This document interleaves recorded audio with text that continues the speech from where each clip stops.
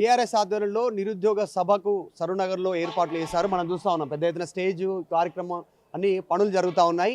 ప్రభుత్వం కుట్ర చేస్తూ ఉంది, అనుమతి ఇవ్వట్లేదని బీఆర్ఎస్ నేతలు చెప్తా ఉన్నారు. బీఆర్ఎస్ పార్టీ సీనియర్ నాయకులు, ఉద్యమ నాయకులు, ఎమ్మెల్సీ షంబీపూర్ రాజు ఉన్నారు. మీరు కుట్ర అంటారు, ఎట్లాంటి కుట్ర చేస్తూ ఉంది, దేనికోసం? మీరు చూస్తూ ఉన్నారు ఇక్కడ సరూనగర్ గ్రౌండ్లో గతంలో కాంగ్రెస్ పార్టీ ఈ గ్రౌండ్లో సభ పెట్టి యువతకి ఇచ్చిన హామీలపైన వారు ఏ ఒక్క హామీ కూడా నెరవేర్చలేదు. వాటిని ప్రశ్నిద్దాం, నిలదీద్దామని యువత పక్షాన బీఆర్ఎస్ పార్టీ యువజన విభాగం ఆధ్వర్యంలో, అది విద్యార్థి విభాగం ఆధ్వర్యంలో యువజన అధ్యక్షుడిగా నేను, విద్యార్థి అధ్యక్షుడిగా గెలి శ్రీనివాస్ గారు, మా కేటీఆర్ గారు, కేసీఆర్ సార్ ఒక డైరెక్షన్లో మేము ఇక్కడ ఈ సభ ఏర్పాటు చేసుకోబోతా ఉన్నాం. సభ ఏర్పాటు చేసుకుందామనే ఉద్దేశంతోనే గత 20 రోజుల కింద మేము పర్మిషన్కి అప్లై చేసుకున్నాం కలెక్టర్ గారికి, రంగారెడ్డిలకు. వారు స్పోర్ట్స్ అథారిటీకి రాశారు, స్పోర్ట్స్ అథారిటీ వారు సిపి గారికి రాశారు. వారు కాదు మీరు డైరెక్ట్గా పెట్టండి అంటే ఇక్కడ మా జిల్లా పార్టీ అధ్యక్షులు ఎవరైతే మంచిరెడ్డి కిషన్ రెడ్డి మళ్ళీ డైరెక్ట్ కూడా మేము మల్కాజ్గిరి సిపి గారికి అప్లికేషన్ పెట్టుకున్నాం. కానీ వారు రోజు ఒక పేపరు ఈ రిక్వైర్మెంట్ ఉంది, ఆ రిక్వైర్మెంట్ ఉంది అని రోజు ఒకటి అడుగుతూ ఉంటే అన్నీ కూడా ఇచ్చినాం. అక్కడ పార్కింగ్ సంబంధించి ప్రైవేట్ ల్యాండ్ నుండి ఆ ఓనర్తో లెటర్ కాబట్టి అది ఇచ్చినాం. అన్ని ఇచ్చినా కూడా ఉద్దేశపూర్వకంగానే వారు ఈరోజు మాకు పర్మిషన్ ఇవ్వట్లేదు.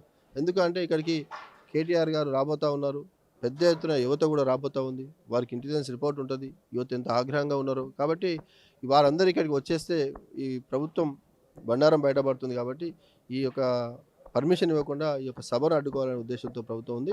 మీరు ఇట్లాంటి కుట్రలు ఎన్ని చేసినా కూడా సభను అడ్డుకోలేరు.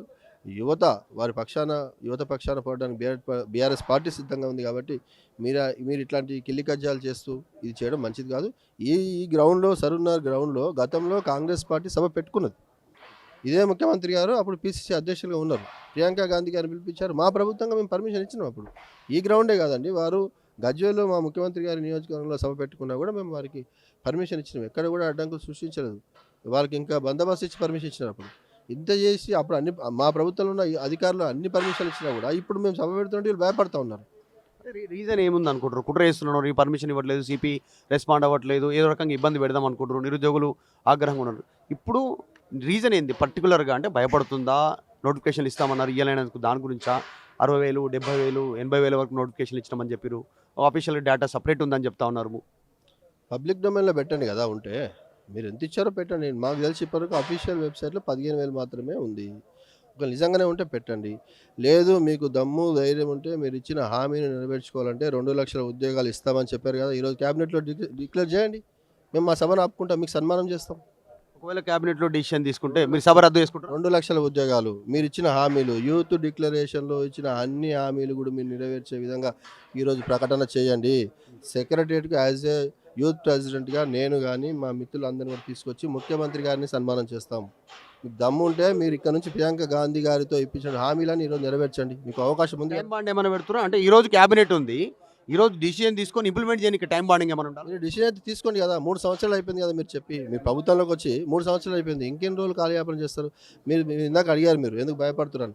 భయపడకపోతే ఒక ముఖ్యమంత్రి వెల్టింగ్ తాగండి, నెత్తురు తీస్తా, ఎంత ఫ్రస్ట్రేషన్ ఉంటే మాట్లాడండి. ఎంత హుందాగా ఉండాల్సినటువంటి హోదాలో ఉన్నటువంటి ముఖ్యమంత్రి గారు, సరే రేవంత్ రెడ్డి గారుగా కాదు కదా, ఒక ముఖ్యమంత్రి కదా, ఆయన పిసిసి అధ్యక్షుడు, తెలుగుదేశం నాయకుడు కాదు కదా, ఆర్ఎస్ఎస్ నాయకుడు కాదు కదా, ఇప్పుడు ఆయన ముఖ్యమంత్రి గారు. కాబట్టి హుందాగా ఉండాల్సిన అవసరం ఉంది, హుందాగా జవాబు చెప్పాల్సిన అవసరం ఉంది. అంత అసహనం అవసరం లేదు. మేమేం అడుగుతా ఉన్నాం, మీరు చెప్పినటువంటి మీరు డిక్లరేషన్స్, హామీలు, గ్యారంటీలు ఇచ్చారు, వాటిని నెరవేర్చండి అని మాత్రమే అడుగుతా ఉన్నాం. గతంలో అధికారంలోకి రాగానే ప్రజాపాలన, నిరసన చేసుకోండి, స్వామ్యబద్ధంగా ర్యాలీలు చేసుకోండి, సభలు పెట్టుకోండి, అన్ని పర్మిషన్లు ఇస్తామన్నారు. ఇప్పుడు వైఖరి మారిందా 2.5 సంవత్సరాలు కాగానే? మీరు చూశారు వైసాబ్, గతంలో వారు ఏమన్నారు, ఈ రాష్ట్రంలో ఎవరైనా సభలు పెట్టుకోవచ్చు, నిరసనలు చేసుకోవచ్చు, శాంతియుతంగా ఏదైనా చేసుకోవచ్చు, ప్రగతి భవన్ ముందు ఉన్నటువంటి ఏదైతే ఫెన్సింగ్ తీసేస్తున్నామని చెప్పారు. ఈరోజు ఇట్లా మీరు అందరూ రండి, మీడియా వాళ్ళు వస్తే ముఖ్యమంత్రి గారి ఇంటి ముందుకు వెళ్దాం, ఏ రకమైన ఫెన్సింగ్ ఉందో, ఎంతమందికి అక్కడికి పోనీకి అవకాశం ఉందో, డిప్యూటీ సీఎం గారి ఇంటి ముందుకు వెళ్దాం, ఒక మంత్రి ఇంటికి వెళ్దాం. లేదు, మీరు చూస్తున్నాను, నేను ఇందాక ఎమ్మెల్యే గారు చెప్పినట్టు సరూనగర్లో ఆ నిరుద్యోగ యువత ఒక ప్రెస్ మీట్ పెట్టి ఈ ప్రోగ్రామ్ అనౌన్స్ చేద్దాం అనుకుంటే వారిని కొట్టి నిన్న వారి బట్టలు తీసేసి వారి నాగోల్ పోలీస్ స్టేషన్ తీసుకుపోయినారు. ఎక్కడ ఇందిరమ్మ రాజ్యం, ఎక్కడ ప్రజాపాలన? ఎక్కడుందండి ఇందిరమ్మ రాజ్యం? ప్రజాపాలన కాదు, ఎమర్జెన్సీ కాలం నడుస్తూ ఉంది, ఎమర్జెన్సీ రాజ్యం నడుస్తూ ఉంది ఈ రాష్ట్రంలో. కాబట్టి వారు ఖచ్చితంగా భయపడ్డారు. భయపడే మా పర్మిషన్ ఇవ్వట్లేదు. మీ సమక్షంలోనే కదా నేను సిపి గారికి మీడియా ముందే కాల్ చేశాను. ఏమన్నారు? వారు ఇస్తామన్నారు, చూస్తున్నాను, ఇప్పుడు నా టేబుల్ మీదకి వచ్చాను, 15 రోజులు చెప్తుంది, రోజు నా టేబుల్ మీదకి వస్తుందని రోజు చూస్తూ అంటున్నది. మరి ఏం చూద్దాం, ఆశిస్తాం. ఒకవేళ సాయంత్రం వరకు మీకు క్లారిటీ రాకపోతే సిపి నుంచి కానీ మీరు కోర్టుకు వెళ్ళి ఆల్రెడీ కోర్టు నుంచి కూడా ఒకవేళ ప్రతికూల ఫలితం వస్తే ఒకవేళ ప్రతికూల ఒక ఎగ్జాంపుల్ వస్తే నెక్స్ట్ ఫర్దర్ ఏంది మీరు ఆల్రెడీ ఫ్లెక్సీలు పోస్టర్లు అనౌన్స్మెంట్ అయిపోయింది ప్రచారం అయిపోయింది ఏం చేస్తారు ముఖ్యంగా పోలీసు వాళ్ళు ఇస్తారని అనుకుంటా ఉన్నాను. ఎందుకంటే మీ ముందు సిపి గారు మాట్లాడారు. కోర్టుల మీద మాకు నమ్మకం ఉంది, గౌరవం ఉంది. ఎందుకంటే చాలా సందర్భాల్లో కోర్టులు ఇట్లాంటి పరిస్థితుల్లో పర్మిషన్ ఇవ్వడం జరిగింది. ఇస్తారు అనే నమ్మకం అయితే ఉంది. వారు ఇస్తారు, తప్పకుండా ఈ సభను సక్సెస్ చేసుకుంటాం. ఒకవేళ పోలీసు వాళ్ళు ఇదే రకంగా వివరించి ఎక్కడిక్కడ అరెస్ట్ చేస్తామంటే వారు రాణిస్తే సర్వనగర్కి వచ్చి మా యువత అంతా ఇక్కడ సదస్సు చేస్తాం. లేదంటే ప్రతి గ్రామంలో, ప్రతి వార్డులో, ప్రతి బస్తీలో ఇంకా యువజన సదస్సులు జరుగుతాయి.